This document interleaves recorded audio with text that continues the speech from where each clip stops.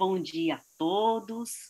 Vamos iniciar com o painel Cidades Inteligentes e Infraestrutura para o Século XXI, com os professores José dos Santos Carvalho Filho, Maria Fernanda Pires de Carvalho Pereira e Lígia Mello de Casimiro. As cidades inteligentes, né, e a infraestrutura para o século XXI, é interessante a gente frisar que a anatomia e a fisiologia das cidades é assunto que atrai o interesse de várias áreas do conhecimento, né, da arquitetura, engenharia, tecnologia da computação, do direito, urbanismo e também da literatura. Né? E aqui eu recordo uma obra clássica do século XX, a obra do Ítalo Calvino, As Cidades Invisíveis, na qual o explorador Marco Polo passa a relatar a Kublai Khan, que é o imperador dos tártaros, as características das mais diversas cidades que ele visita. Né? Então, nós temos, por exemplo, a Chloé, que é uma cidade muito grande, em que os habitantes não se conhecem e mal se olham, mas ficam a imaginar a vida uns dos outros. Nós temos Octávia, que é uma cidade suspensa, é a cidade teia de aranha. Nós temos Leônia, que é uma cidade do descarte, em que os habitantes todos os dias usam roupas novas, trocam roupas de cama, perfumes novos, enfim, que vai acumulando lixo e não sabe o que fazer com aquilo. Nós temos Andira, que é uma cidade inspirada na órbita celeste, de maneira que os habitantes têm a consciência de que qualquer modificação na cidade vai provocar uma alteração nos astros. Né? Nós temos Clarice, que é uma cidade que quantas vezes se destrói, quantas vezes ela se reergue. Então, curiosamente, como se pode notar, todas essas cidades têm nomes de mulheres, né? Várias outras. De repente, o Ítalo Calvino estava a antecipar, em alguma medida, a inteligência artificial, né? A concepção de cidades inteligentes. Né? Para abordar importantes temas relacionados a indagações relacionadas à cidade inteligente, nós vamos ouvir o professor José dos Carvalho Filho, que é mestre em Direito na Universidade Federal do Rio de Janeiro, doutor em Direito Público pela Aix-Marcel Troyes e procurador de Justiça aposentado, professor de Direito Constitucional e Administrativo do IDP, autor de vários livros, um verdadeiro formador do direito administrativo. E vamos ouvir também a professora Maria Fernanda Pires de Carvalho Pereira, que é doutora em Direito pela PUC Minas Gerais, advogada, professora de Direito Administrativo e também é autora de vários livros e artigos sobre o tema. Vamos ouvir também a professora Lígia Mello de Casimiro, que é professora geral do Ceará, na nossa Salamanca, não é, Lígia? E possui doutorado pela PUC Paraná, do Paraná, professora de Direito Administrativo e também de urbanismo no curso de Arquitetura e Urbanismo da UFC, autora de vários livros sobre o assunto, presidente do Instituto Cearense de Direito Administrativo e diretora do IBDA. Então, eu vou fazer algumas indagações dirigidas aos nossos ilustres painelistas. Vou começar, Lígia e Maria Fernanda, pelo nosso catedrático, professor de todos nós, o José dos Santos Carvalho Filho. É um imenso prazer conhecê-lo pessoalmente. Tá? Então, os nossos queridos painelistas terão 10 minutos para responder às indagações. Depois, nós entraremos num outro momento do painel, do nosso painel, certo? E aqui nós teremos perguntas que serão enviadas pelos participantes do congresso, tá? Vamos lá. Professor José de Santos Carvalho Filho, é possível haver cidade inteligente quando espaços urbanos são apropriados por organizações criminosas?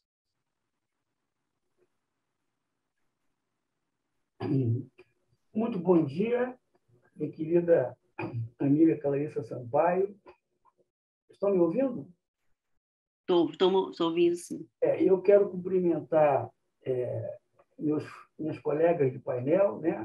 As professoras Lígia Mel de Casimiro, Maria Fernanda Pires de Carvalho, e também a nossa querida mediadora, professora Clarissa Sampaio, e agradecer especialmente ao meu amigo Maurício Docum pelo convite que me foi formulado para integrar o painel nesse 35º Congresso Brasileiro. E cumprimentar também os demais professores e estudiosos que participam do Congresso, também aqueles que estão participando como assistentes do Congresso. Então, de forma muito objetiva, porque o tempo, evidentemente, tem que ser respeitado, eu, na verdade, trouxe um tema que equivale a uma provocação, porque, claro, eu não sou um grande especialista, eu já li alguma coisa sobre direito da cidade, e a gente, normalmente, não trata da conexão entre o direito urbanístico e a segurança pública, porque parte-se de uma presunção de que a segurança pública está exercendo realmente o seu papel. Eu posso falar bem de cadeira, porque eu sou do Rio de Janeiro, nascido, criado, e aqui, eu acredito que, evidentemente, em outras metrópoles, principalmente, a gente tem que discutir essa questão do urbanismo e da segurança. Então, eu começo lembrando o seguinte: na verdade, a cidade vai ser sempre inteligente. Quem tem que ser inteligente ou não inteligente é o Estado, porque a cidade, naturalmente, é o prolongamento do lar dos cidadãos. E aqui eu quero chamar muita atenção para um detalhe, já que nós estamos falando, e eu ouvi o adjetivo inclusivo entre as colegas, me parece perfeito. Eu aqui quero acentuar que, quando o artigo 182 encimou a normatização sobre a cidade, ele tratou claramente do objetivo da política de desenvolvimento urbano, que, entre esses objetivos, está basicamente o bem-estar dos habitantes. Então, a meu ver, não há a falar em cidade inteligente, nem em política de desenvolvimento urbano, sem que se obtenha o objetivo principal, que é o bem-estar dos habitantes. E o que eu observo assim no dia a dia? Eu observo que, em locais onde o urbanismo se faz presente, eu digo aqui como regra, claro que sempre haverá exceções, mas eu me refiro à parte urbanística de grandes metrópoles. E, certamente, os colegas e os assistentes conhecerão desse fenômeno. Geralmente, se tem uma preocupação urbanística com o status quo da cidade, ou seja, aquelas partes centrais da cidade em que já se desenvolve uma política urbana razoável. Mas qual é a minha provocação? A minha provocação aqui é em relação às periferias da cidade. Porque as periferias da cidade, elas também integram o núcleo urbano da cidade. Apenas como são comunidades periféricas, elas normalmente estão alijadas do processo de desenvolvimento urbano, e por várias razões. Então, o meu objetivo aqui é, de forma muito, muito breve, trazer esse tema com provocação. É possível haver cidade inteligente quando o Estado não se faz presente em espaços públicos ocupados por organizações criminosas? Essa é a provocação. E eu faço essa provocação para mostrar aos colegas, né, e apenas são reflexões, que quem conhece as realidades do domínio das organizações criminosas, e aqui no Rio de Janeiro é um exemplo, se conhece bem, o Estado está totalmente ausente em qualquer tipo de setor em relação a essas áreas territoriais, inclusive em relação ao desenvolvimento urbano. Essas pessoas, elas estão em comunidades invisíveis para o fim de se considerar a política urbana. E eu não estou trazendo isso de mero aspecto teórico, não. Estou trazendo isso aqui para você porque há várias regiões, por exemplo, em cidades, eu cito novamente o Rio de Janeiro, em que várias áreas dentro da cidade estão dominadas ou por narcotraficantes ou por milicianos. Todo mundo sabe que os milicianos formam um esquadrão paramilitar que tem o domínio sobre aquela região, e esse é o problema. Como o Estado está ausente, essas organizações criminosas são o Estado nessas comunidades. E aí ocorrem fatos que nós conhecemos muito bem. Nós sabemos que essas organizações criminosas, que elas promovem extorsões contra as comunidades. Essas organizações, elas desenvolvem construções irregulares. Essas organizações, outro detalhe, elas impedem a consecução dos serviços públicos. Ou seja, nessas comunidades, nem sempre é possível entrar o técnico da energia. Nem sempre é possível entrar o técnico, por exemplo, da NET ou coisa semelhante, porque há uma série de permissões a serem pedidas a quem? Aos dominadores da região. Então, a minha colocação aqui equivale a uma provocação. Eu sou cético em considerar ser possível implementar qualquer tipo de política urbana onde o Estado não se faz presente. Aqui vai ser uma retórica, aqui vai ser uma ilusão se dizer, olha, está se fazendo isso, aqui já se asfaltou, já se colocou ônibus para cá, para cá. Isso só trata das regiões que são incluídas, enfim, entre as classes mais favorecidas. Agora, onde o Estado não está presente nas comunidades periféricas, como é possível haver política urbana se os próprios donos das organizações têm o domínio total dessas regiões? E ninguém tem habilidade ou habilitação para enfrentá-los, porque são organizações extremamente perigosas. Eu aqui apenas trouxe um dado, e como o nosso prazo é pequeno, eu estou aqui com o meu cronômetro exatamente para que a professora Clarissa não me advirta. Então, eu trouxe aqui um dado apenas como curiosidade. Numa pesquisa do IBGE de 2010, nós tínhamos, desculpe, numa pesquisa do IBGE de 2019, constatou que em 2010 nós tínhamos 100 mil favelas. Bom, todos nós sabemos que favela recebeu um codinome, um eufemismo no IBGE, elas se chamam de aglomerados subnormais. Em 2010, nós tínhamos 6 mil. Em 2019, nós temos mais de 13 mil. E certamente algumas mais foram criadas com o regime da pandemia. Um outro levantamento do Instituto Pereira Passo, aqui já para o Rio de Janeiro, se constatou em 20 anos o aumento de 100 favelas. 100 favelas de aumento. Hoje, culminando num total de 1.074, vamos usar a expressão do IBGE, aglomerados subnormais.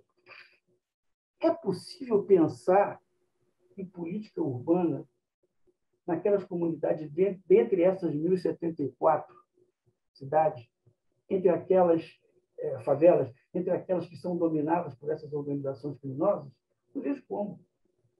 Lá não se consegue fazer infraestrutura, não se consegue fazer construção, não se consegue fazer nada disso. E lá aparecem evidentemente, esses efeitos.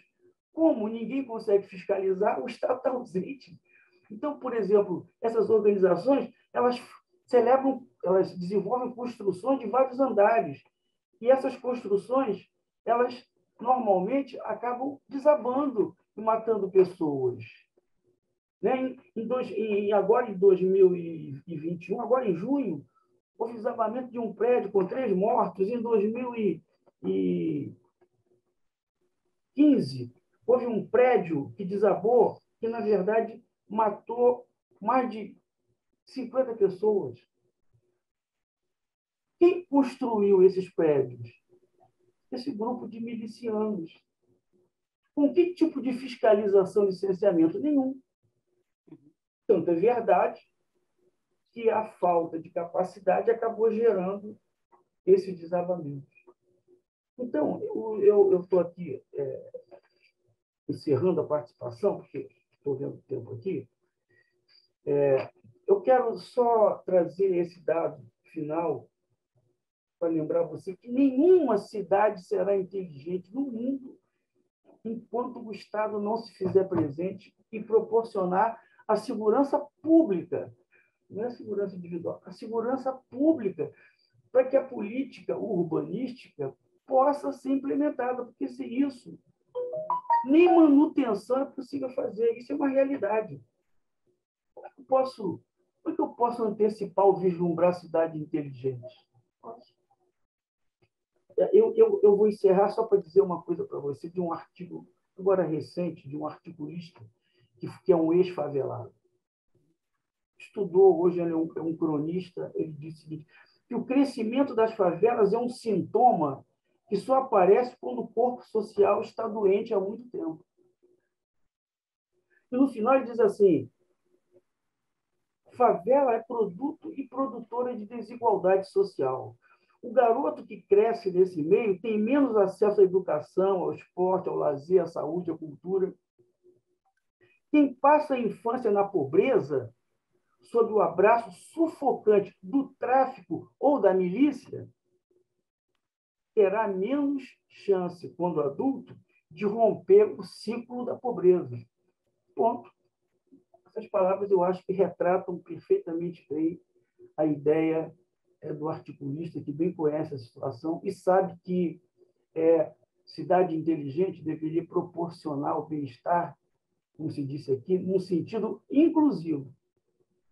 Não apenas para se voltar para a antiga belle ville do direito francês, do urbanismo francês, mas também para alcançar as comunidades menos favorecidas e que, na verdade, têm sido alijadas do processo de desenvolvimento urbano. Então, a meu ver, jamais haverá uma cidade inteligente enquanto o Estado não tiver inteligência mínima de intervir nos espaços públicos hoje dominados por essas organizações criminosas, com sério gravame para aquela parte mais fraca da corda, que é a comunidade, que são as pessoas que moram na comunidade. Então, eram essas observações breves que eu pude fazer dentro do tempo que me foi reservado. Eu agradeço muito aí a atenção de todos e a presença também das pessoas. Muito obrigado. Muitíssimo obrigada, professor.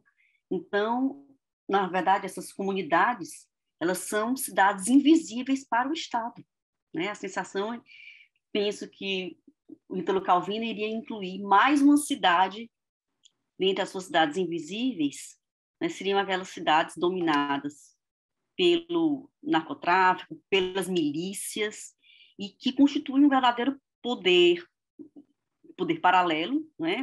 Mas que, ao mesmo tempo, se alimenta do próprio Estado, né? Não tem milícia sem Estado, né? Há vários estudos sobre o tema, e agradeço imensamente as considerações, retomaremos ao tema, E por uma questão de sequencialidade das perguntas, professora Lígia, eu vou agora passar para a pergunta dirigida à professora Maria Fernanda. Okay? Professora Maria Fernanda, cidades inteligentes e o cidadão, como integrá-lo, como incluí-lo?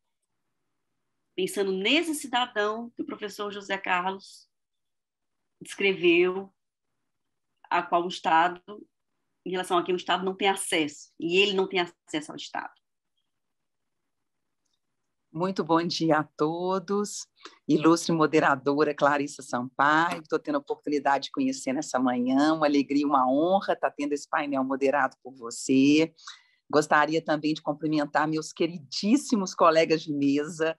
Nossa, uma alegria tão grande, para além de toda a admiração e do carinho, amizade recíproca que eu sei que nos une. Professora Lígia, do meu coração, exemplo mais doce e guerreiro, né, do Nordeste do nosso Brasil. Professor Zé dos Santos, professor de todos nós, o senhor sabe do nosso carinho, da nossa admiração.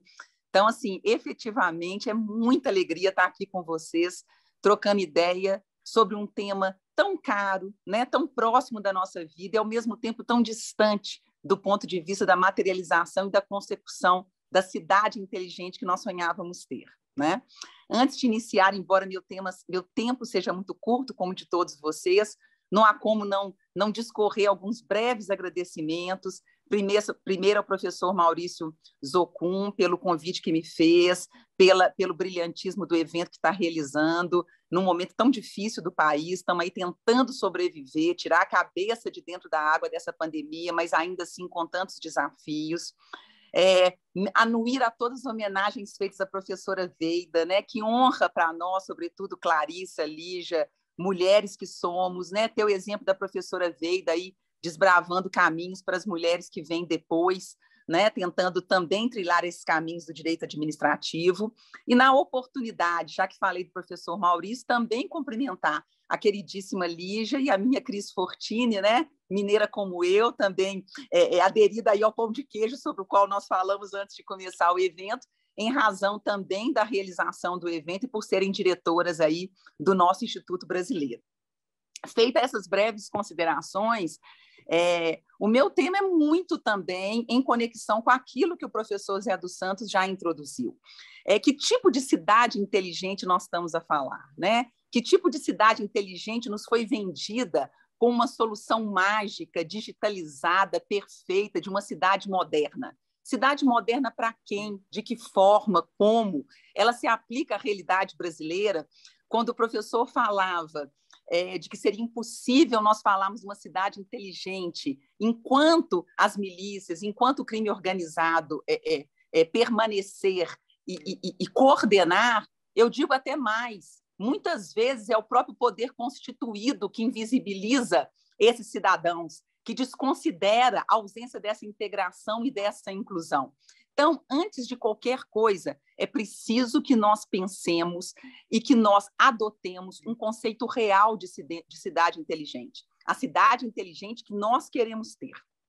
É claro que o tema da cidade inteligente, embora muito novo, ele já tem trazido conceituações diversas ao longo de todo o planeta. Então, nós já tivemos algumas experiências de cooptação do mercado e dentro de uma lógica, obviamente, capitalista, da construções de cidades altamente inteligentes no sentido da digitalização da palavra e que se mostraram excludentes, primeiro, pela dificuldade de acesso a uma tecnologia altamente cara e, portanto, mesmo nos países altamente desenvolvidos, pouco acessíveis.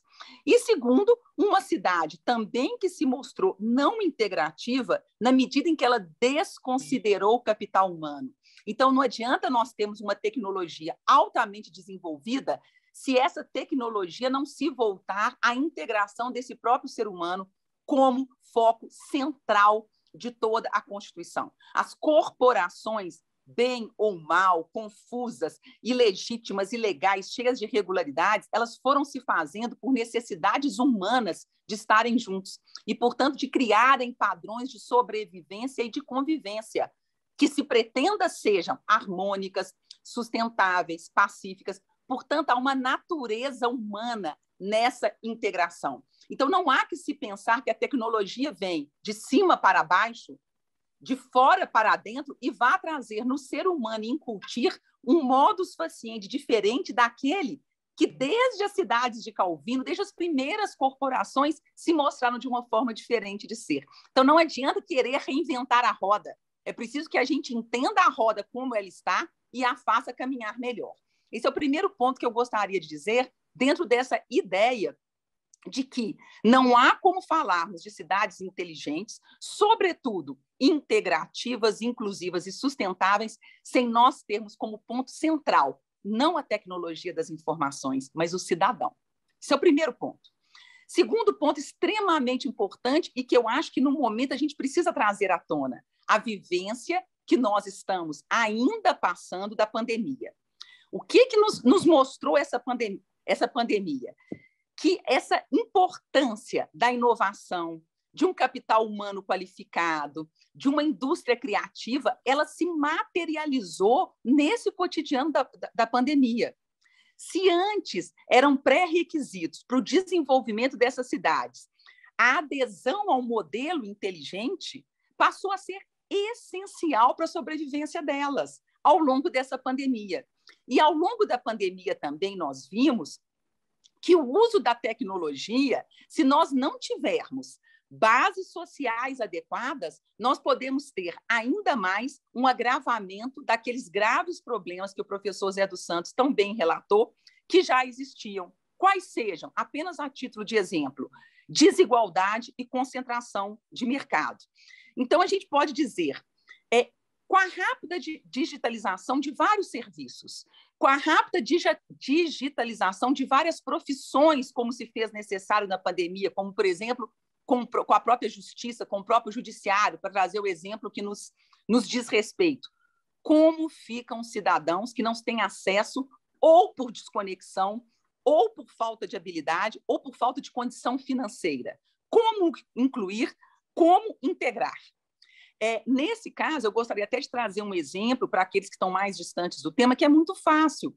As escolas particulares, elas tiveram um tempo muito curto para adequação àquela nova realidade e, em pouco tempo, as crianças e os adolescentes já estavam à luz das aulas online, né, ao tempo todo, não digo com a mesma qualidade, mas muito próximo da realidade. E as escolas públicas?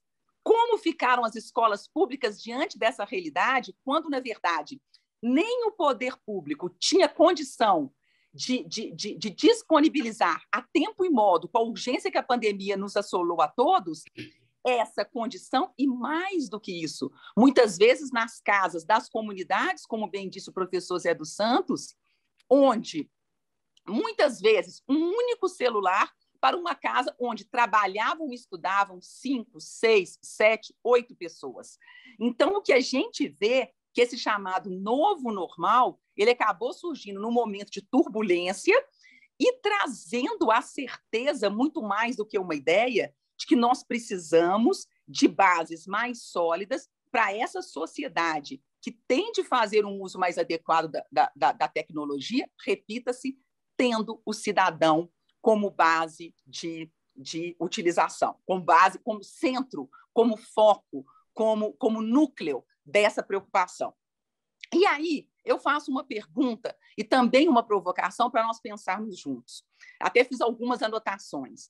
Como as cidades brasileiras vão responder a esses desafios que os novos tempos nos impõem? Como que nós vamos usar a tecnologia para interconectar essa infraestrutura das cidades, mas, ao mesmo tempo, impulsionar a capacidade humana para melhorar a condição da vida de todos? Que tipo de educação que deve preparar os cidadãos para as mudanças desses paradigmas de organização social, de trabalho, de produção?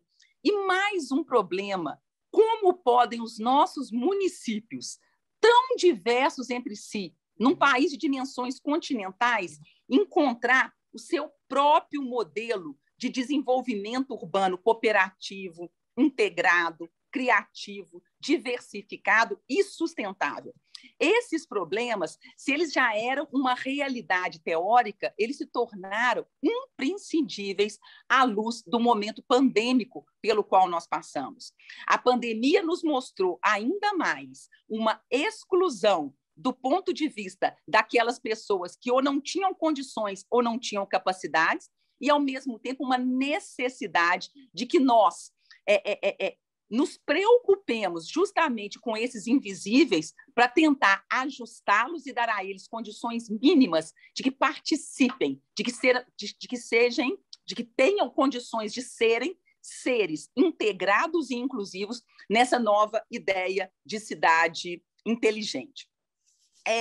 Nós temos hoje, a gente poderia trazer aqui, dezenas de iniciativas e de tentativas de municípios brasileiros. Aí eu preferi trazer o exemplo das cidades de grande porte e, por exemplo, de Belo Horizonte, que eu conheço mais de perto, que eu fiz uma pesquisa para a minha tese de doutorado, em que nós temos alguns exemplos muito interessantes, inclusive visando ao cidadão.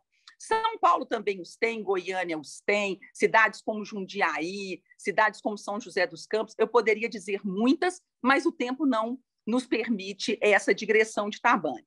Mas a gente tem aqui em Belo Horizonte diversos projetos estratégicos e ações que preocupam com essa governança, com esses serviços ao cidadão, né?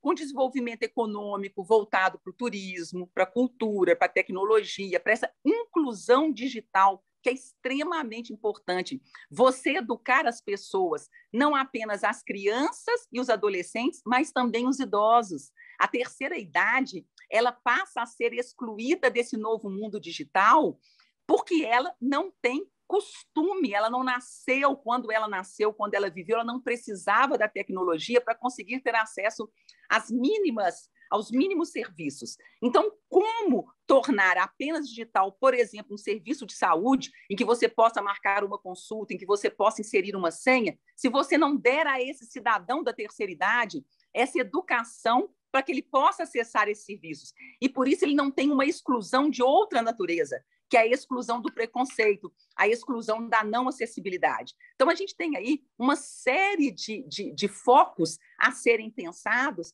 para melhorar a integração e a inclusão desse cidadão. Mas, nesse contexto, tanto a ideia da educação digital, como o aumento dessa oferta de conectividade à rede mundial, e aí sim, nós precisamos de um investimento de massa, isso ficou muito claro durante a pandemia, né? Isso precisa ser feito, e isso precisa ser feito de uma forma tentando diminuir as desigualdades. Sobretudo, repita-se, num país que nós temos quase 6 mil municípios, com diferenças muito grandes entre eles. Um outro aspecto também muito importante que eu gostaria de destacar é que seria ingênuo nós imaginarmos que essa tecnologia ela traz apenas benefícios. Não há como nós deixarmos de considerar o que a gente chamaria aí de externalidades negativas trazidas pela tecnologia. E nós precisamos ter muito cuidado com os fins e os meios para o qual nós coletamos os dados, né? Nesse sentido, nós temos GPS, câmaras que vêm aí em favor de uma maior segurança, de uma maior garantia, gravação das conversas, mas o Brasil recentemente fez publicar a sua Lei Geral de Proteção de Dados, justamente preocupado com os limites, ou seja, você só pode pensar na coleta de dados e informações se realmente nós tivermos benefícios maiores do que as externalidades negativas eventualmente concedidas por essa integração. Por quê? Porque nesse contexto nós temos o ser humano, porque o foco dessa integração e dessa inclusão é o ser humano. E esse ser humano, por óbvio, ele tem direito àquelas garantias constitucionais do sigilo e da privacidade. Um outro ponto, que seria o penúltimo da minha fala, é justamente o que a gente chamaria de um lado sensitivo da tecnologia. Como assim lado sensitivo da tecnologia? É a obtenção, você levar em consideração as necessidades dos cidadãos para que essa tecnologia possa servir à prestação de melhores serviços, para que essa tecnologia possa servir a uma governança mais humana, a uma governança mais afinada, não com os interesses de mercado que são vendidos ao poder público, mas, sobretudo, com o interesse da coletividade efetiva, que precisa ser o centro de todas essas aspirações. Então, se de um lado nós temos de ter esse foco no cidadão, de outro nós temos de preocupar com a privacidade, com a vigilância, né? Tanto governamental como também dos dados que essas empresas que prestarão esses serviços terão em relação a todos esses cidadãos. Para terminar, eu gostaria de dizer que nós precisamos também ter um olhar para o impacto que essa tecnologia vai ter em cada uma dessas localidades. Com as diferenças que nós sabemos que nós temos, muitas vezes a internet, que para nós aqui é hoje um instrumento de aproximação, é um instrumento de trabalho, é um instrumento que nos possibilitou superar tantas dificuldades na pandemia, em muitos lugares ele ainda é um monstro que as pessoas não sabem como lidar nem como dirimir. E, nesse sentido, é preciso, sim, um trabalho de educação, de cuidado, de informação, para mostrar os benefícios da forma mais simples possível para que esses cidadãos possam se sentir integrados a essa nova modalidade de cidade e, mais do que isso, integrados e incluídos. O meu maior receio é justamente que se não tivermos essa conectividade, uma conectividade real e genuína com as necessidades do cidadão, para que você adote tecnologias que não sejam tecnologias gerais, que foram adotadas na Europa, no Canadá, nos Estados Unidos, mas tecnologias que sejam adequadas à realidade brasileira, muitos projetos inteligentes naufraguem, tenha baixa aceitação pela população, ou que sejam apenas contos de fadas, que sejam apenas realidades imaginárias. E um desses efeitos deletérios seria justamente o aumento da desigualdade entre aqueles, repita-se, que têm acesso e aqueles que não têm, né? Entre aqueles que conseguem usar e os que não conseguem, os que sequer teriam condições de fazer uso dessa cidade inteligente. Portanto, é muito importante que os governos tenham uma preocupação com a adoção das chamadas TICs, né, das tecnologias de comunicação e de informação, mas tentando diminuir as desigualdades que são próprias dessas tecnologias para impedir essa exclusão. Em síntese, muitos são os aspectos que deveriam ser avaliados quando da adoção das soluções tecnológicas, né? Não se trata apenas de uma ferramenta, seria muito simplista reduzir uma cidade inteligente à adoção de ferramentas digitais que estão disponíveis no mercado, mas nós temos, sobretudo, de verificar esses aspectos socioeconômicos, os aspectos de educação, até os políticos, para além dos tecnológicos e financeiros. Então, dentro daquelas 17 objetivos dos chamados do desenvolvimento sustentável, né, você não pode considerar a tecnologia como um fim em si mesmo, mas sim como um objetivo, um meio para melhorar a qualidade da vida das pessoas, né? As pessoas sempre têm de ser o centro de todas essas aspirações. Portanto, com essas considerações, eu agradeço e me coloco à disposição para responder aos próximos comentários. Muito obrigada e eu devolvo a palavra à professora Clarissa. Qual seria o papel do plano diretor na definição da infraestrutura para cidades inteligentes? Bom dia a todos e todas.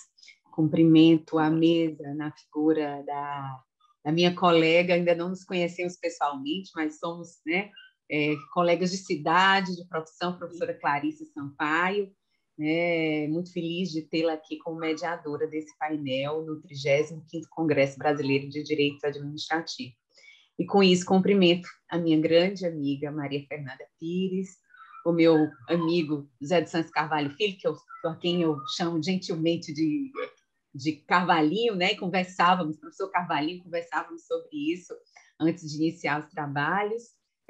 Gostaria de cumprimentar e parabenizar o professor Maurício Zocum, presidente do Instituto Brasileiro de Direito Administrativo, por mais esse grande evento, né? O maior evento de direito administrativo do Brasil, agregando os nomes mais qualificados, os nomes que estão se qualificando, ou seja, todos imbuídos, né, em se envolver definitivamente com os temas do direito público, do direito administrativo, e mais ainda depois da virada que temos na segunda metade do século XXI, né, a partir do final de 2019, com a pandemia SARS-CoV, né? O Estado nunca foi tão necessário, então, estudá-lo, pensar formas de fazer com que ele otimize as soluções que precisamos, fortalecê-lo, é importantíssimo, e é esse o compromisso desse congresso. Cumprimentar a diretoria do Instituto Brasileiro de Direito Administrativo, da qual faço parte,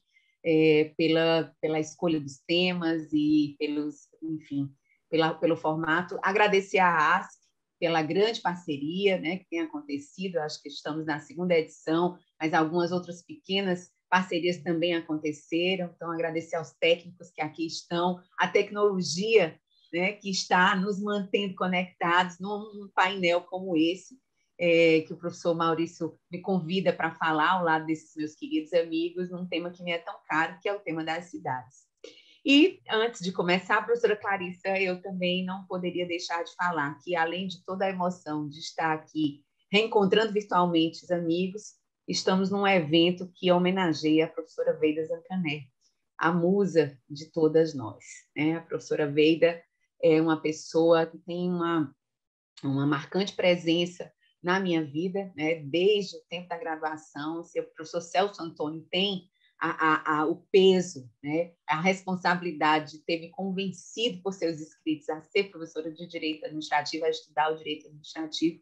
A professora Veida desenha e redesenha, né, ainda na graduação, essa paixão, esse amor que eu tenho pelo direito público, e depois, né, de conhecê-la pessoalmente, fazer com que ela seja, escolhê-la como minha professora, não só professora dos temas de direito administrativo, mas professora da vida. A professora Veida tem sempre um sorriso largo para nos oferecer, sempre reflexões ponderadas para nos fazer, né, pensar, e sempre uma palavra, né, como foi dito nas palavras do professor Romeu Felipe Bacelar Filho, pela leitura do professor Emerson Gabardo na abertura desse evento, sempre uma palavra de esperança para nos apresentar. Então, professora Veida, para mim é motivo de muita emoção estar num evento tão grandioso como esse, que lhe homenageia, né, dizer que eu também lhe rendo as minhas homenagens, singelas homenagens, dizendo que muito da minha caminhada se espelha no seu comportamento, na sua forma de tratar, e que a senhora ilumina realmente, né, por onde passa, e, como disse a Maria Fernanda, vai abrindo os caminhos aí, né, para nós, mulheres, em que, no seu tempo, né, em que isso ocorreu, já era difícil, né?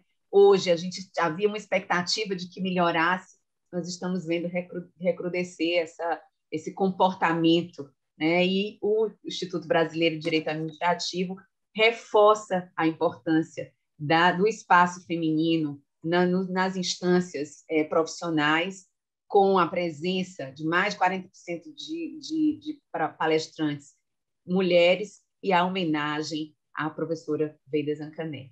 Então, queria dizer essas palavras antes de iniciar a minha fala. Professora Clarissa, agora comece a contar meu tempo, por favor.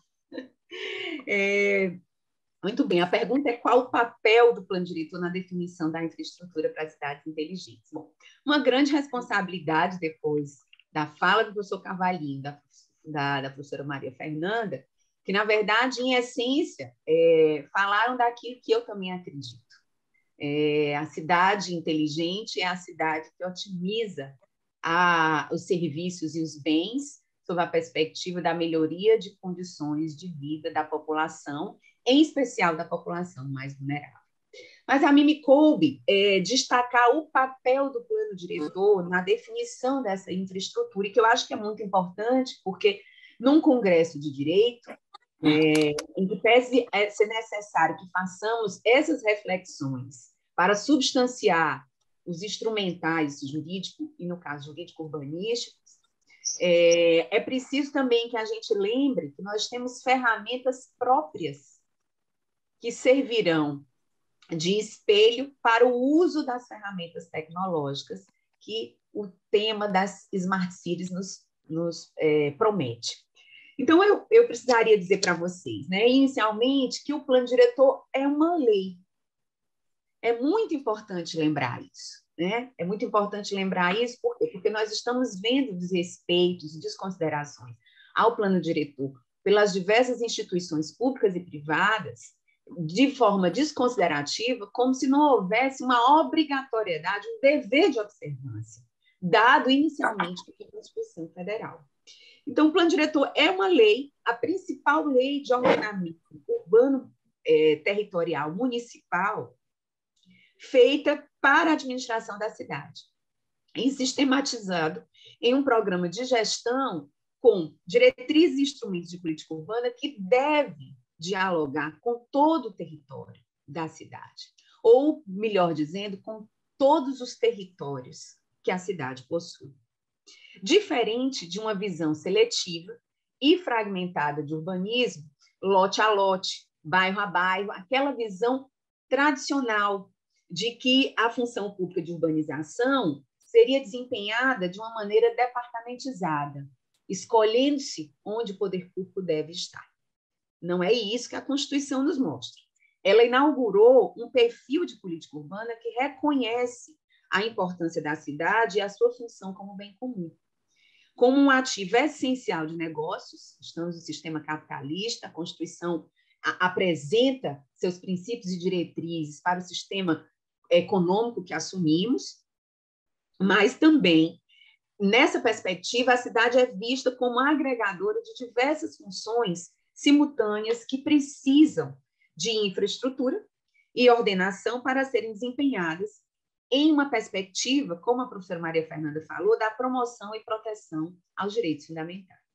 Então, o plano diretor ele descende de um processo de diagnósticos que se funda na importância do planejamento urbano, que relaciona de maneira equilibrada, justa e sustentável a infraestrutura instalada e instalável, e a densidade demográfica máxima para cada região da cidade, manejando a questão ambiental, num cuidado com os recursos naturais e artificiais, todos tão escassos. Então, dialogando aqui com a fala do professor José Carvalho Filho, sobre a questão das favelas, na verdade, dos assentamentos urbanos precários, né? Ou dos assentamentos... eu me lembro a fala, a terminologia usada pelo IBGE para identificar regiões da cidade em que há uma inadequação urbanística e infraestrutural para receber aquele volume de pessoas. Muito bem. É preciso reforçar que o plano diretor é um instrumento que pode ser utilizado pelo poder público no âmbito da política urbana para reconhecer as cidades existentes dentro do território municipal, sem desconsiderar, porque falamos aí, a professora Clarissa, de forma muito poética, trouxe as cidades invisíveis de Ítalo Calvino, e nós falamos aqui, né, as cidades invisíveis, as pessoas invisíveis, os habitantes invisíveis de cidades.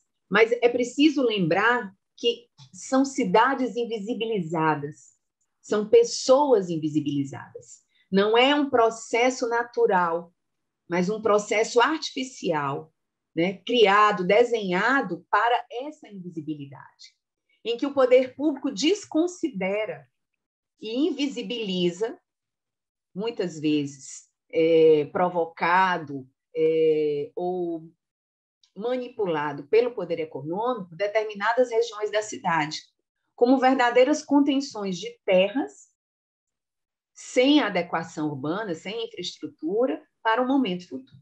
E o plano diretor, ele se define com essa função instrumental, que deveria ser exercida para a sociedade como instrumento identificador das características, condições, necessidades e vocações do município. Por isso que ele é designado pela Constituição como o principal instrumento de política urbana para o desenvolvimento sustentável. Então, eu reforço isso. A Constituição diz que ele é o principal instrumento.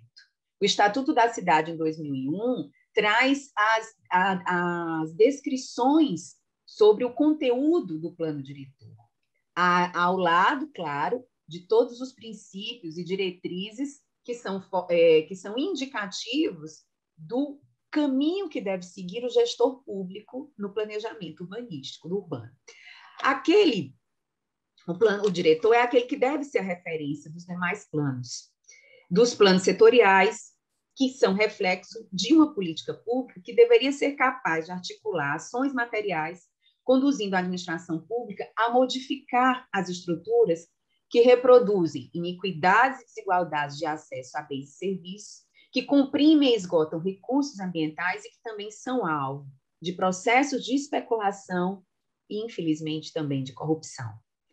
Hoje, estudamos pouco ainda a corrupção urbanística, e ela é um ponto que se cola na ineficiência e termina direcionando o funcionamento da cidade, né, para os segmentos menos vulneráveis, ou melhor dizendo, os mais abastados. E aí, outro foco dentro dessa minha fala para a importância do plano diretor. Se eu falo que o plano diretor, eu acho que terminei não apresentando isso logo no início da minha fala, a estrutura dela. Eu apresento o plano diretor, né, faço a defesa dele como um instrumento fundamental e capaz de conduzir processos, vejam, conduzir os processos, não transformar as cidades, né? Conduzir os processos. Eu também faço um outro destaque, esse é um dos pontos, né, da minha fala, a minha contribuição, que seria de que o plano diretor é também um provocador da participação social e, portanto, um exemplo instrumental de democracia participativa. O seu processo de elaboração, até chegar à aprovação do texto em lei, deve agregar a oitiva dos habitantes da cidade, o uso de mecanismos de participação e que estão descritos ali no Estatuto da Cidade, mas também estão descritos na Constituição Federal e em outras legislações, como a Lei de Licitações, como a Lei de Saneamento Básico, como a Lei da Política Nacional de Recursos Hídricos, que seriam as reuniões, as audiências públicas, as consultas, que devem refletir as opiniões e as necessidades da população. Então, o plano diretor é um instrumento jurídico típico de democracia participativa e deliberativa para construir cidades para as gentes e não para as coisas. E em uma sociedade em desenvolvimento como a nossa e as circunstâncias que nos cercam, o professor Carvalhinho destacou isso tão bem, né? O Rio de Janeiro ganhou notoriedade e o Brasil inteiro conhece algumas das questões, das faces mais violentas da questão urbana por essas notícias, mas eu lhe diria, professor Carvalhinho, que em Fortaleza já vivemos essas situações. Já vivemos as situações das milícias, já vivemos as situações de que o governo entregar o antigo programa Minha Casa Minha Vida, as chaves à população, e as facções iam até lá, retiram, ainda estão fazendo isso, infelizmente, retiram as pessoas e colocam os seus apadrinhados, que são escravos devedores do tráfico de drogas. Quando as pessoas não pagam, né, o que ali devem, elas são também expulsas para serem colocadas outras pessoas. Então, Fortaleza hoje já vive essa situação de violência urbana, que, na verdade, é reflexo de um abandono da condução de processos de urbanização. E um abandono também do investimento em infraestrutura urbana, como se a infraestrutura urbana fosse algo que tivesse que estar apartado do Estado, que não tivesse ele como partícipe e também como regulador. Bom, essa questão da circunstância que nos cercam, ela é importante de destacar, por quê?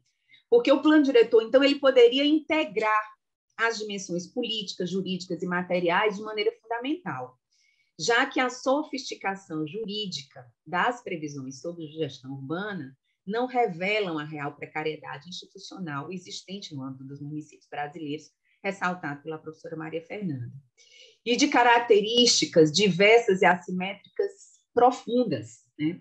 O investimento nesse cenário, o investimento em infraestrutura para Smart Cities é um tremendo desafio, e que já foi ressaltado aqui pelos meus colegas. Mas a questão é que o plano diretor é um instrumento de planejamento macro, que tem condições de conduzir esse comportamento estatal e da iniciativa privada, econômico e social, podendo integrar as intervenções nas dimensões variadas da cidade em nome da proteção dos direitos, da oferta de acesso aos direitos que são disponibilizados por serviços e bens, e identificação das necessidades e das respostas que as novas tecnologias poderiam oferecer. E aí, pego, inclusive, um gancho na última fala da professora Maria Fernanda, né? Como conduzir a nova tecnologia a aferir o que é complexidade, o que é problema e o que é solução.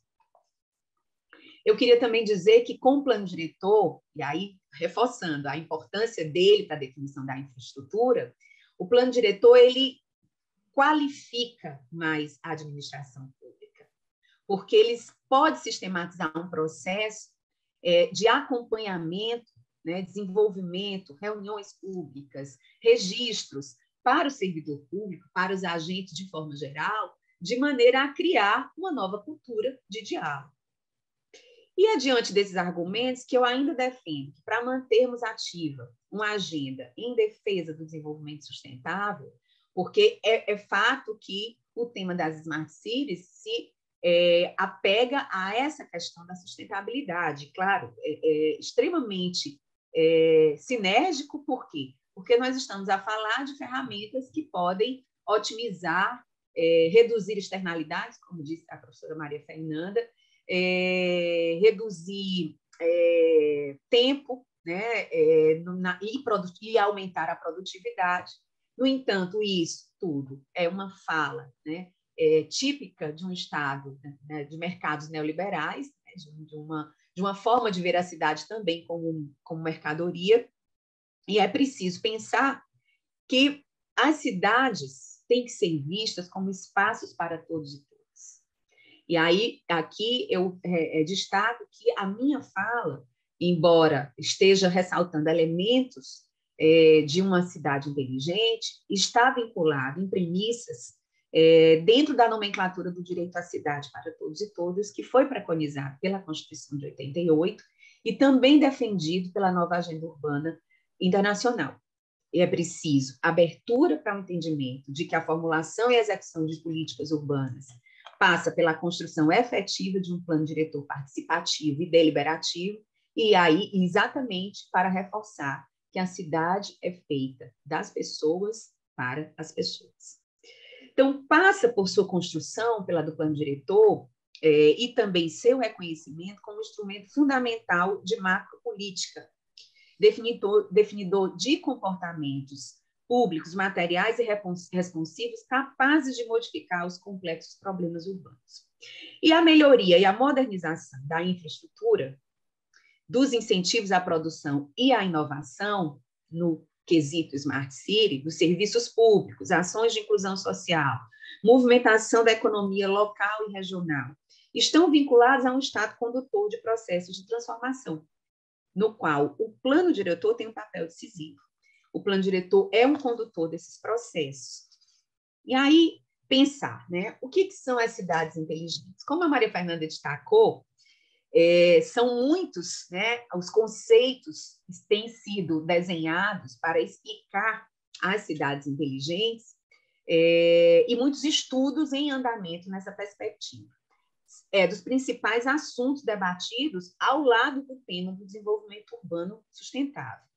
E está vinculado exatamente à justificativa de processos acelerados de urbanização, em que o avanço de tecnologia seria uma solução para, em especial, mais recentemente, com a situação do estado pandêmico no qual ainda nos encontramos, pudesse dar respostas significativas para a redução do que eu diria que não dos problemas, mas dos custos dos problemas. O fato é que 4 bilhões de pessoas vivem em áreas urbanas em todo o globo, com uma projeção de aumento de 7 bilhões em 2050. Mas o pior, 1 bilhão, segundo a ONU, em pesquisa no final do ano passado, de pessoas no mundo vive em assentamentos precários. E aí é nesse cenário que se busca por estrutura para cidades inteligentes, sem incluir essa defasagem. Isso é muito grave. Nós não podemos assumir esse discurso sem reconhecer a nossa condição na América Latina e no mundo. É preciso entender que nós somos, como eu já disse, há pouco tempo, um país em desenvolvimento com cidades com características do século XIX. E alguém perguntou aqui, eu estava acompanhando o chat, mas tem locais que é possível avançar em modernização, isso não poderia ser considerado? O que o professor José Santos Carvalho Filho fala quando diz eu não acredito, é que a cidade, embora seja feita de diversos espaços urbanos e territórios, ela precisa ser vista pelos gestores como um todo. E é preciso estruturá-la e infraestruturá-la de forma equânime. Isso implica dizer que, em algumas regiões, eu preciso investir mais em infraestrutura urbana do que em outros. E essa região não seria mais abastada. Ao contrário, seria exatamente a menos abastada porque ela também comprime os recursos. As externalidades se alimentam e retroalimentam. Então, o fato é que a urbanização acelerada, ou não, ela traz consigo uma série de externalidades que, aliadas ao surgimento das megacidades, cidades globais, vai apresentar um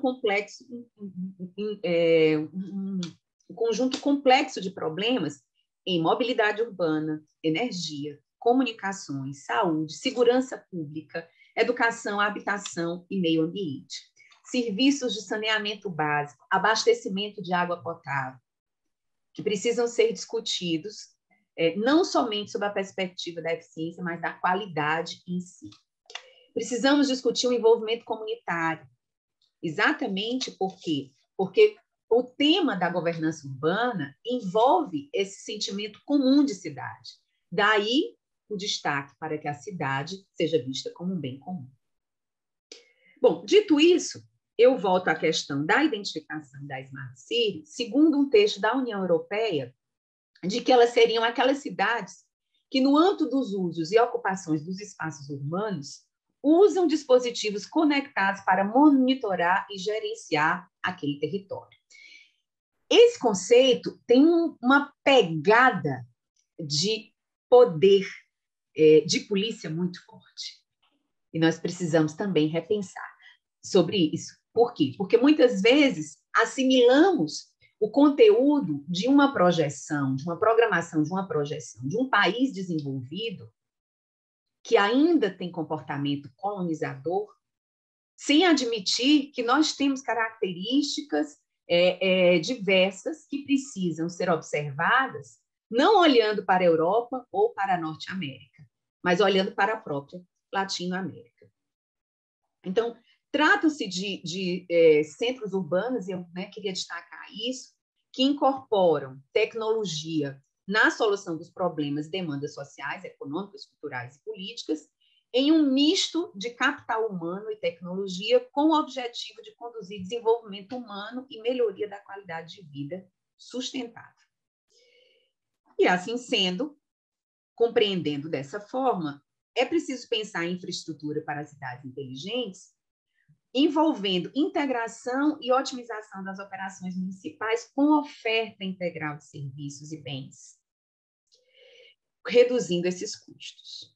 É preciso que eu diga para vocês que, na verdade, eu prefiro o termo sharing city e não smart city. Sharing city é um termo também que está sendo apresentado como uma contraproposta a essa política neoliberal, das cidades inovadoras e competitivas, para incluir o tema da cidade compartilhada, numa linha que eu uso aqui do estudioso André Labaé, da Universidade de Berlim. E para garantir essa otimização dos recursos, redução eficiente de custos, nós vamos precisar revolucionar o modo de vida urbano. E aí a promessa das Smart Cities, que é transformar a relação das cidades, da relação das cidadãs e dos cidadãos com a cidade por meio de tecnologia, implicaria em mudar o modo pelo qual nós interagimos com as coisas e as pessoas na cidade. Eu vou me encaminhando aqui para o final, porque eu acho que eu estou aqui já chegando no meu limite. Bom, o que eu queria dizer é que pensar cidades inteligentes ou compartilhadas, sem grandes investimentos em infraestrutura, não é possível.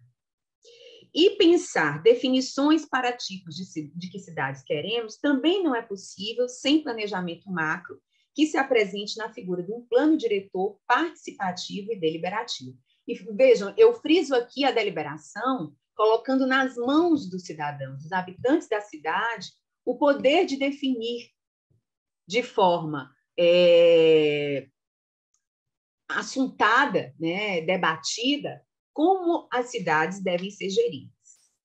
E mais ainda, né, temos a outra questão a pontuar, que a partir da elaboração do plano diretor, nós também vamos definir se a cidade será inclusiva ou segregadora, se ela será promotora de justiça social ou se aprofundará as desigualdades e os índices de pobreza. Ou seja, o papel do plano diretor na infraestrutura, para definir infraestruturas das cidades inteligentes, é desenhar ou redesenhar as cidades para que funcione não só no uso e ocupação dos espaços urbanos, mas também no acesso efetivo a direitos e a bens e serviços. E aí fecho a minha fala destacando o seguinte, que esse desenho das cidades inteligentes, a partir de um plano diretor definidor de suas infraestruturas, que precisa ser reconhecido, como eu disse, pelos diversos players, e aí uso essa terminologia para chamar a atenção da iniciativa privada, né? Os concessionários de serviço público precisam, né, ao se submeter a processo de licitação, conhecer o plano diretor da cidade, professora Maria Fernanda. Verificar se o projeto ali apresentado dialoga efetivamente com o plano diretor, que é o grande raio-x da cidade, e que pode até não ter sido construído à luz das necessidades da população, mas trará ali dados fundamentais para situá-lo dentro da prestação de serviço ou no desenho da obra.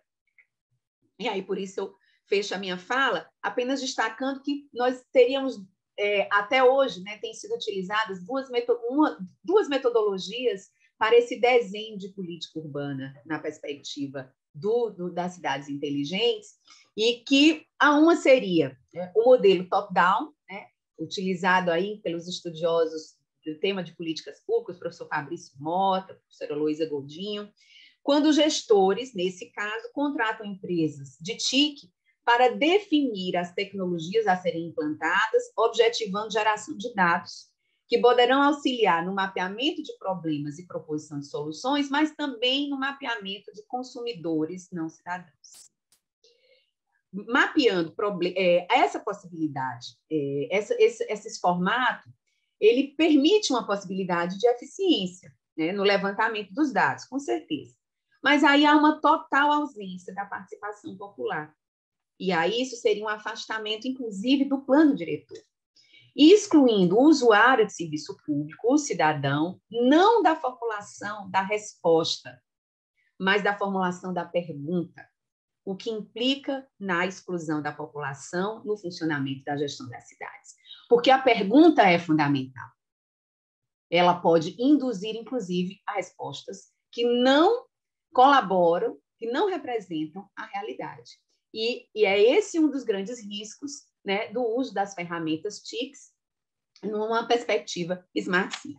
O outro modelo, né, que eu destaco aqui seria o bottom-up, que reconhece a multidiversidade espacial, econômica, social, política e ambiental da cidade e a considera elemento fundamental e nuclear para definir o mapeamento das situações, das produções de dados e das soluções. E aqui tendo como foco os habitantes, né? E, portanto, um desenho socialmente planejado, com o uso de tecnologias como instrumentais às soluções urbanas, que não deveriam ser utilizados, que não poderiam, dessa perspectiva, ser utilizados para oprimir a população ou para alimentar iniquidades, e sim para reforçar e retroalimentar a participação, porque quando a população é chamada a participar na construção, há o que a gente chama de empowering, né? E há um empoderamento, e esse empoderamento ele gera uma outra perspectiva na sua condição de cidadão. Nessa perspectiva é que eu queria dizer que um país como o Brasil, que está atrelado primariamente a questões profundas de desigualdade, agravadas com a pandemia, e isso demonstra que a pandemia não tratou a todos de forma igual, né? Ele tem que estar conformado, né, em primariamente superar as desigualdades de acesso a direitos, de exclusão econômica, que estão associadas à exclusão digital. E aí, com isso, eu fecho a minha fala apenas apresentando os dados estatísticos, né, mais recentes. Estudantes com acesso à internet. Nós temos uma diferença grave regional. Ainda as diferenças regionais. Região Sul e Sudeste com índices maiores, região Norte, Nordeste e Centro-Oeste com índices menores. Então, região Norte e Nordeste, com 68,4%, 77% dos estudantes de rede pública só acessam a internet em relação a 86,6% e 91,3% nas regiões Sul e Sudeste. O que implica dizer isso? Que 4,8 milhões de crianças não têm acesso à internet no Brasil. O outro dado aterrador: 41% da população brasileira, com dados de 2020, olhando para 2018, ou melhor dizendo, 84,9 milhões de pessoas, de brasileiros, convivem com a fome ou com insegurança alimentar. Então, a discussão sobre a tecnologia, sobre a infraestrutura para cidades inteligentes, vejam, eu não estou dizendo que ela tem que ser negada, ela tem que incluir esse debate. Os nossos problemas são mais complexos. A mobilidade o problema da água, porque a redução de perdas na transmissão de água é muito importante, afinal de contas, um dos recursos, né, mais caros que temos no mundo. A geração de energia, a requalificação da infraestrutura viária é muito importante, mas é preciso, por exemplo, para completar, pensarmos no déficit habitacional. Se nós temos quase 6 mil municípios no Brasil, nós temos um déficit habitacional de 5.800 milhões de habitações faltantes. Então, com tudo isso, eu diria que o papel do plano diretor é fundamental, é preciso ser absorvido pela sociedade, pela iniciativa privada, e também o conteúdo que nós vamos passar a discutir para desenhar cidades, espaços inteligentes. Nós não vamos conseguir ter uma cidade inteligente. Espaços inteligentes precisa passar por essas questões que eu humildemente trago para vocês. Muito obrigada, e professora Weida, uma alegria, né, falar olhando para a senhora. Muito obrigada por estar aqui. Muito obrigada, professora Lígia. Então, é aquela questão, né, de que o plano diretor é um instrumento para a construção das sharing cities, né, que é uma proposta inclusiva, diversamente do uso da tecnologia para excluir determinados setores das cidades. E eu gostaria de lembrar, não sei se os participantes, se os demais palestrantes têm conhecimento, aqui em Fortaleza, no começo do século XX, numa grande seca, nós tivemos uma triste experiência de campos de concentração. Pessoas que vinham do interior, né, e que chegavam na estação de trem e eram simplesmente elas não eram permitido ingresso na cidade. Elas precisavam ficar do lado de fora, né, acantonadas num campo de concentração, exatamente para não poluir a cidade, para não, né? Então, é um clássico exemplo de um plano diretor, entre aspas, excludente, né? isso não volte jamais a acontecer, nem de forma disfarçada. Bom, meus queridos, eu tenho algumas perguntas, né? Qualquer um dos painelistas podem responder, né? Enfim, até porque as perguntas tocam temas, assuntos, abordagens presentes em todas as falas. Vamos lá. Sob o ponto de vista da infraestrutura, verificam-se quedas de energia elétrica em algumas cidades, né? A segurança pública, temos os problemas mencionados pelo professor José de Santos Carvalho Filho, a questão dos dados pessoais, as externalidades negativas mencionadas pela professora Maria Fernanda, a questão ambiental e urbanística, os desafios expostos pela professora Lídia Casimiro. Nesse sentido, falar em cidades inteligentes no Brasil é utopia? Quem gostaria de Posso falar? começar? Posso falar? Sim, sim. Sim. A minha resposta é objetiva, é utopia. Na minha opinião, é utópico. É utópico porque eu vou só fazer uma consideração breve desses 2 minutinhos aqui, no sentido de que eu aqui acho que quero mandar um abraço para a minha querida amiga Veida Zancaner, que está ali. Estou olhando agora que eu estou observando ela ali na Professora tela. Veida, é um prazer. Um beijo Prazer grande. muito grande estar no beijo painel com a senhora. Desculpe interromper, mas não podia deixar passar essa oportunidade. Mas por que eu acredito que não possa haver cidade inteligente? Porque eu não sei se vocês, meus colegas, os estudiosos, se já deram uma olhadinha para os princípios, os parâmetros do direito urbanístico. A impressão que a gente tem é que os princípios todos, as regras todas, os instrumentos todos que estão contidos lá no Estatuto da Cidade, como disse bem a lei de 2001, a impressão que dá é que todos esses projetos e propostas, eles levam em consideração apenas uma parte da cidade.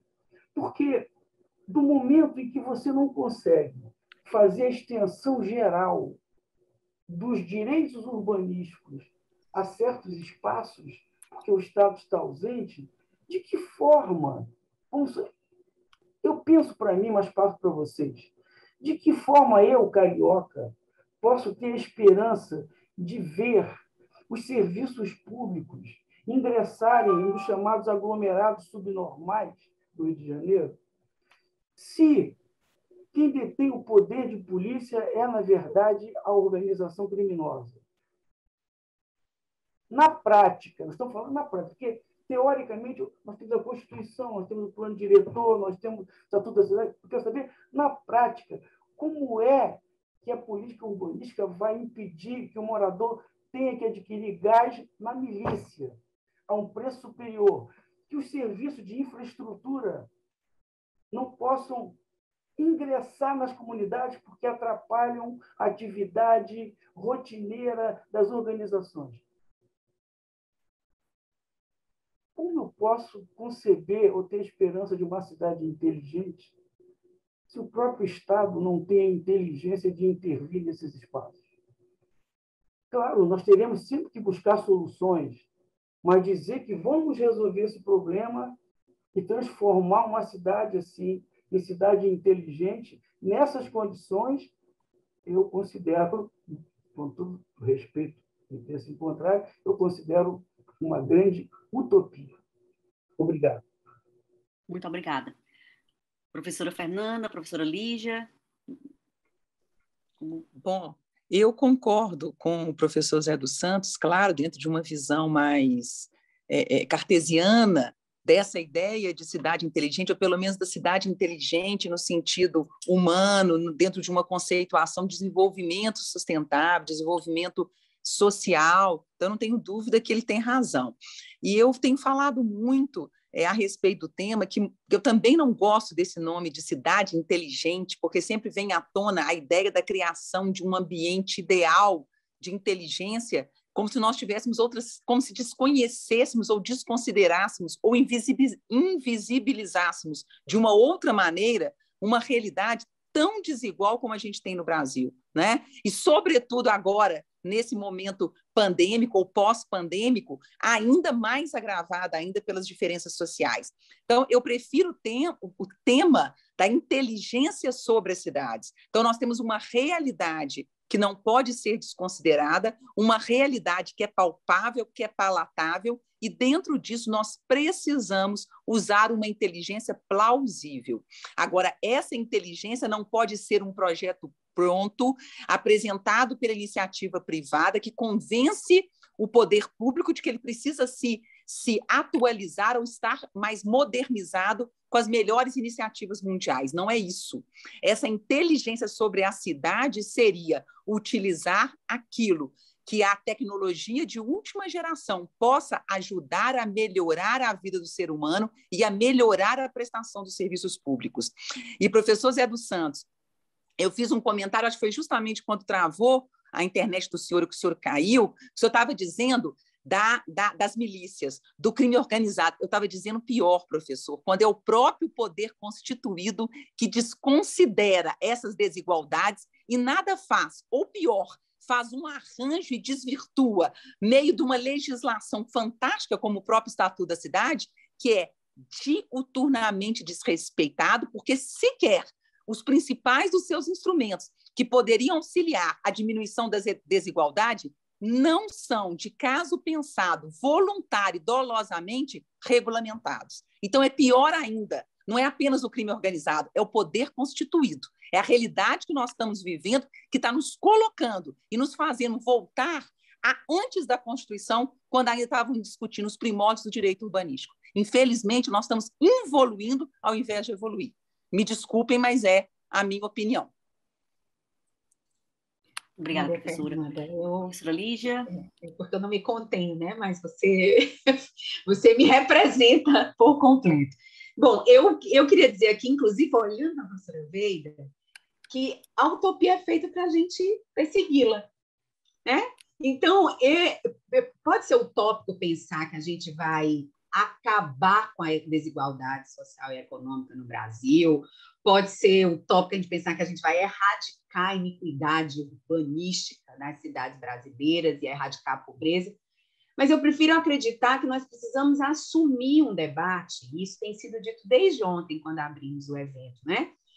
Assumir um debate para modificar o formato sociopolítico e cultural de definição dos usos e ocupações, por exemplo, dos territórios das cidades.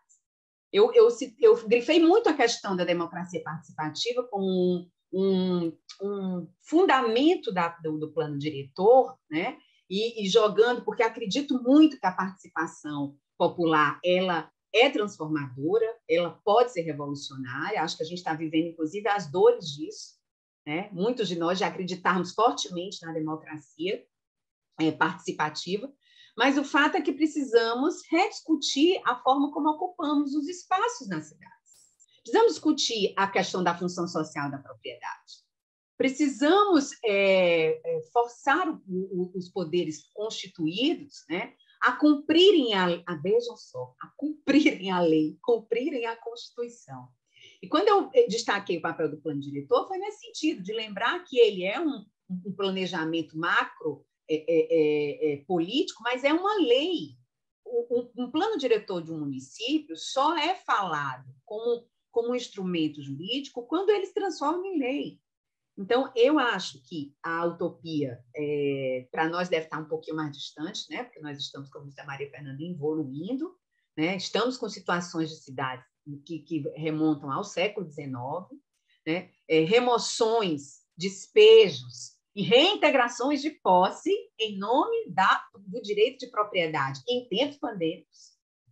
Então, a gente precisa modificar essa chave.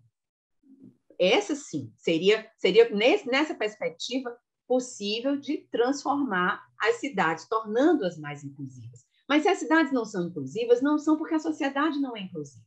Então, a gente volta para o painel de ontem à noite, estava o professor Clóvis, professor Eneida, Desirê, professor Tiago Marrara, falando sobre o investimento né, em educação cívica, no sentido da consciência do cidadão, do protagonismo, da importância de que ele faça parte dos processos, né? Inclusive o professor Tiago usou um desses exemplos, um julgado com relação a um processo de audiência pública, em que o juiz diz que as partes podem participar, as partes ouvindo somente, né?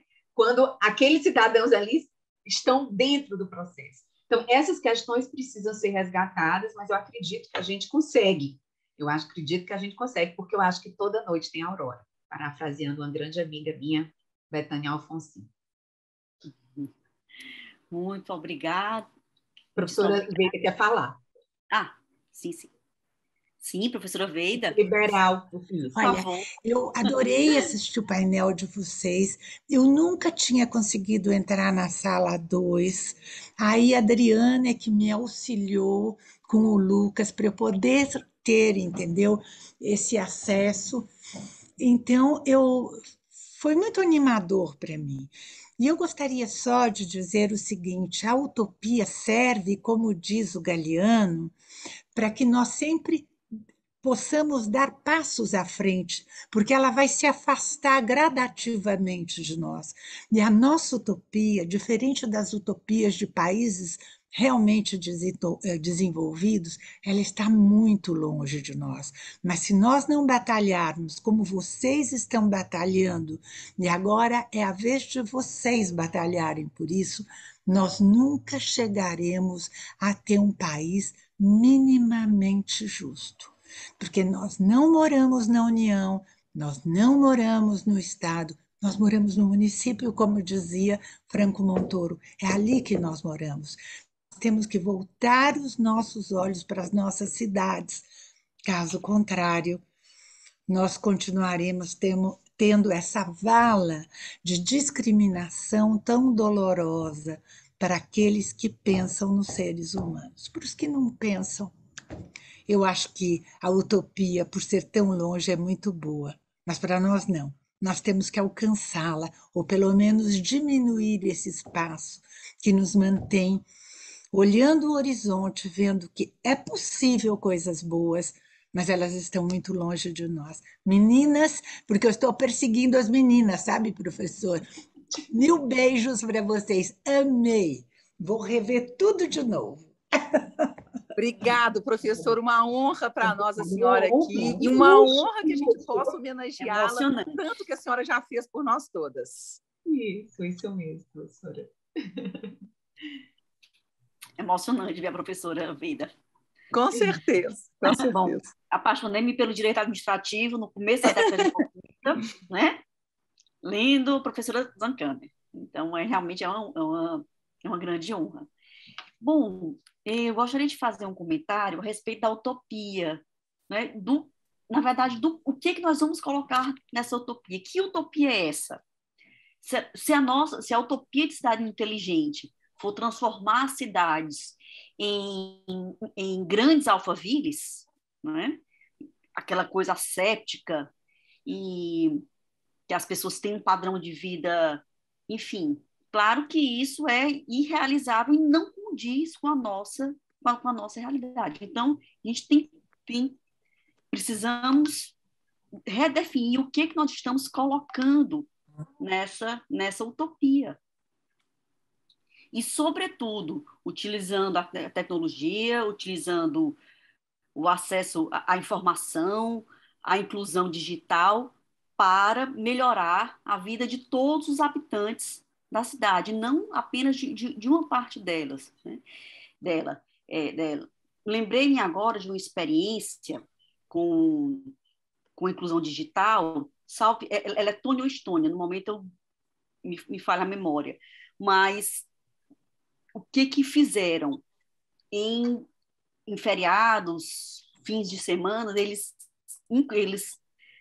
ministravam aulas de internet às pessoas da terceira idade, né? Inclusive, salvo engano, foi a professora Maria Fernanda que mencionou a questão da terceira idade e que se para a gente já foi complicado manejar todas essas ferramentas, confesso que eu não tenho muita familiaridade, morro de medo de me atrapalhar. A gente fica imaginando para pessoas que nunca precisaram, porque não fazia parte do mundo delas, e o mundo se transformou de uma maneira, numa rapidez, mas que impressionou a todos. Então, Estônia ou Lituânia, eles usavam os espaços das escolas em feriados, fins de semana, para dar aulas de acesso digital a pessoas da terceira idade. Né? Então, essa é uma proposta inclusiva, isso significa a utilização da tecnologia em benefício do maior número possível de pessoas, né? E essas práticas, essas sim, podem fazer parte da nossa utopia. Né? Se a gente abandonar a gente não colocar a utopia como a transformação das cidades em grandes alfovides, né? Assépticas, né? E uniformizadas, sem uma personalidade, se a gente abandonar esse tipo de utopia, acredito sim que essa utopia da Sharing City deve sim, uma Sharing City vinculada, ligada e comprometida com a dignidade da pessoa humana, fim e fundamento da República Federativa do Brasil. Sim, essa utopia não pode ser abandonada. Bom, temos mais uma pergunta aqui no painel. Como o controle externo realizado pelo Tribunal de Contas pode contribuir para a concretização de uma cidade inteligente? Não sei se o professor Zé dos Santos está aí, se ele quer iniciar. Parece que ele teve um problema. Bom, como eu sei que o tempo está curto aqui, o Lucas está dizendo que acha que ele caiu. Só para dizer que o Tribunal de Contas tem feito um papel interessante, inclusive com estudos altamente qualificados. Tem até um estudo mais recente, que seria um plano nacional, né, para cidades inteligentes, que é uma proposta a nível federal, que é claro que tem suas limitações aí do ponto de vista prático, na medida em que ela não pode obrigar, pela própria competência constitucional, os municípios e os estados na adoção das próprias políticas públicas, pelo princípio interesse local, mas é claro que a gente sabe que tem outras formas de obrigar, na medida em que, às vezes, as tentativas desses municípios de acessar financiamento para a materialização de algumas políticas pudessem estar condicionadas ao atendimento daquelas premissas, né? Então, como diz a Lígia, se nós estamos falando aí de uma ordem de determinações jurídicas, nós temos aí esse plano nacional, que inclusive foi feito muito coadunamente com os estudos que vinham sendo feitos pelo Tribunal de Contas da União, né? Que ainda não estão totalmente terminados, mas que têm estudado a materialização dessas políticas. Para além disso, eu não sou especialista em controle, a professora Veida está aí, pode até nos ajudar também pela experiência de vida, mas efetivamente no sentido de fiscalizar a utilização dessas verbas, fiscalizar a aplicação dos recursos, porque às vezes nós temos iniciativas altamente interessantes do ponto de vista da melhoria da desigualdade, da integração, da inclusão desse cidadão e que nem sempre são devidamente aplicadas. Às vezes, coisas práticas, um convênio para a construção de quadras. Essas quadras vão ajudar aí a essa coletividade poder fazer uso em cidades em que a maioria das crianças ficam aí à mercê do tráfego, como bem disse o professor Zé dos Santos, de não ter uma iniciativa de educação, de esporte. Estou dando um exemplo simples. Então, o Tribunal de Contas pode ser, sim, um grande partícipe e um grande auxiliador na implementação dessas políticas. Para complementar, nós temos o Manual de Governança, né, pública, que o Tribunal de Contas da União também elaborou, e eu diria que, nesse aspecto, que a governança, na verdade, é um desdobramento do conceito de democracia, que foi importado, né, da iniciativa privada, mas que eu acredito que a gente pode se apropriar dele e utilizá-lo sob a perspectiva do Estado social republicano, mas é muito interessante, porque o manual já existe, né, e isso poderia auxiliar na construção de indicadores e escolhas de tecnologias para a perspectiva das cidades inteligentes. Então, esse seria um ponto interessante, pensar o Tribunal de Contas da União, discutir com os tribunais de contas dos estados. Eu sei que existem reuniões nesse sentido, mas só para destacar que nós temos alguns chamam de manual de práticas, né? Mas eu acho que são indicativos, né, de um formato de governança para que fique claro, né? Cidades inteligentes, né? Concretização de uma cidade inteligente. O que é concretização de uma cidade inteligente, né? Eu não tenho interesse em concretizar, eu não deveria ter interesse em concretizar uma cidade conectada se as iniquidades urbanas não são resolvidas. Então, eu seria interessante, no meu entendimento, de concretizar uma cidade para todos e todas sob a perspectiva da inovação, das novas tecnologias. E isso precisaria ficar claro, né? Porque aí eu preciso ter um conteúdo para ter aí uma ferramenta. E aí essa seria a minha contribuição, e também já me despedindo, né? Porque o pessoal do novo painel, do próximo painel já chegou aqui.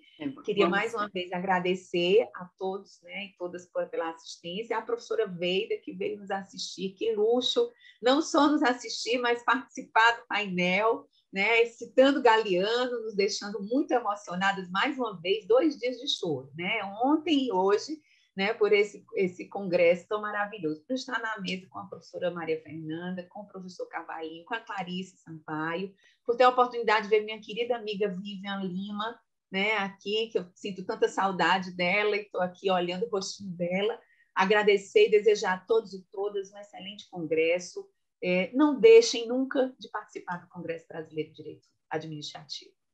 Ele sempre, né, enche a alma e as nossas cabeças com ideias também. Parabéns, professora Veida, pela homenagem. Muito obrigada. Eu também gostaria de agradecer a oportunidade, mais uma vez lembrar aí que eu disse à professora Veida no início da minha fala, e que agradecemos nós todas mulheres por quantos caminhos ela desbravou para nós, né, da nossa alegria, da nossa honra de estar aqui tentando minimamente continuar nesses caminhos, dizer que ela é um exemplo, né, não apenas de beleza, de competência, mas de simpatia, de acolhimento, né, de um sorriso grande. Enfim, a senhora é efetivamente uma mulher por todas admiradas, pode ter certeza disso, professora, pelas qualidades externas e internas, né? Agradecer também aos meus colegas de mesa e dizer que, usando a palavra da professora Veida, nós estamos vivendo tempos difíceis, mas que nós não percamos nunca a utopia, a esperança, o credo, né? E os melhores valores de que tempos melhores virão. Com essas palavras, então, eu agradeço e parabenizo o professor Maurício, a Lígia, a Cris, por esse belíssimo congresso que estão realizando. Muito obrigada por me deixar fazer parte disso. Bom, e a fé não costuma falhar, não é? Com certeza. Andar com fé, vou, que a fé não costuma falhar. Isso aí. Então, já precisamos, infelizmente, encerrar o nosso painel, porque estamos logo após a ingressar no próximo painel, que trata da LINDB, né, e análise de risco e consequências na atuação inovadora, com os professores Carlos Aris Sundfeld, Eurico Bittencourt e Alexandre Santos de Aragão. Então, o Bruno irá realizar a mediação e eu passo imediatamente a palavra e o espaço físico virtual aos novos painelistas e ao próximo mediador. Muito obrigada a todos, um grande abraço. Até os próximos.